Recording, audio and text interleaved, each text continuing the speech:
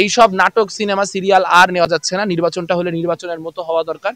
এদের কাজগুলো ঠিকঠাকভাবে না করে উল্টো নানান রকম ষড়যন্ত্র তত্ত্ব আওড়াচ্ছেন যে তাদেরকে যদি নির্বাচন করতে না দেওয়া হয় তাহলে তারা পদত্যাগ করে সব কথা বলে দিবেন। তাহলে কোনো কথা যদি আপনার বলার থাকে তাহলে সেটা পদত্যাগ করে বলার কোনো ফায়দা নাই। আপনি এখনই বলেন, আমরাও জানতে চাই। আমাদের যদি এমন কোনো কথা থাকে যে কথাটা আপনি জানেন এবং আপনি মনে করেন মানুষের জানা দরকার, তাহলে সেটা জানতে পারাটা এই মুহূর্তে আমাদের অধিকার। কাজে আপনারা গণমাধ্যমকে যখন প্রশ্ন করেন তখন গণমাধ্যম এই কথাটা সরাসরি জিজ্ঞেস করবেন প্রশাসনের কাছে যে আসলে কি তথ্য, যে তথ্য আপনারা মানে ক্ষমতাচ্যুত হওয়ার পরে বা নির্বাচন করতে না পারলে আপনারা বলবেন, কিন্তু এমনিতে বলবেন না। এইসব নাটক, সিনেমা, সিরিয়াল আর নেওয়া যাচ্ছে না। নির্বাচনটা হলে নির্বাচনের মতো হওয়া দরকার। সারাক্ষণ আমি ভোটার ক্যাম্পেইন না করে কিভাবে নির্বাচন সুষ্ঠু হইতে পারে এই দুশ্চিন্তা করতে করতে পাগল হয়ে থাকবো। আমাদের ভোটার টার্ন আউট লো হবে কিনা, অনাবাসিক শিক্ষার্থীরা ভোট দিতে আসবে কিনা, এই বিষয়েও কনসার্ন নিয়ে থাকবে এবং প্যানেলরা প্রত্যেকদিন এই নিয়ে প্রেস কনফারেন্স করবে। এটা তো হইতে পারে না। এগুলো সমাধান দ্রুততম সময়ের মধ্যে তাদের নির্বাচন করতে হবে। নির্বাচন পিছানোও যাবে না, এই সমস্যাগুলোকে অসমাধান অবস্থায় রাখা যাবে না। তাদের এই কয়দিনের মধ্যে এই সমস্যাগুলো সমাধান করে তারপর নির্বাচন করতে হবে, এটা একটা মাস্ট। নির্বাচন যদি কোনো কারণে পিছিয়ে যায় তার একমাত্র কারণ হবে প্রশাসনিক অদক্ষতা। প্রশাসনকে যেই পূর্ব শর্তগুলো পূরণ করে আসার কথা ছাত্র সংগঠনগুলো গত 10-11 মাস ধরে বলছে, তার কোনো কিছু তারা সময় মতো গা করে নাই, কোনো কিছুই আমল করে নাই।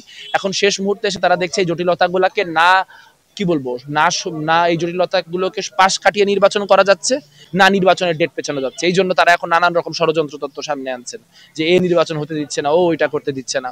বাস্তবতা হচ্ছে যে 4-5টা বেসিক দাবি সবাই করছে, সেই দাবিগুলো মেনে নিয়ে নির্বাচনটার যে প্রক্রিয়া, সেই প্রক্রিয়াকে সুষ্ঠু করলেই তো হয়ে যায়।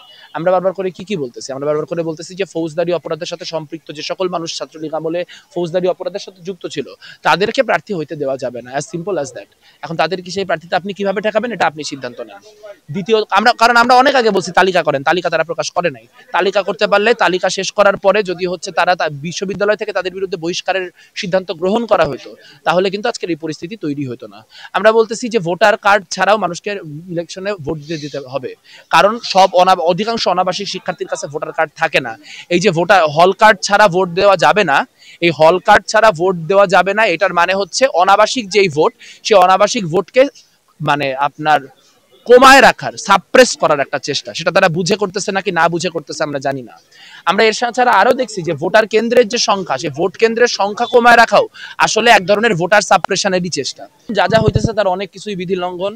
আমরা দেখতে পাইছি তানভীর বাড়ি হামিম, তিনি হচ্ছে স্লোগান দিতে গেছেন মনোনয়নপত্র তোলার সময়, এটা বিধি লঙ্ঘন।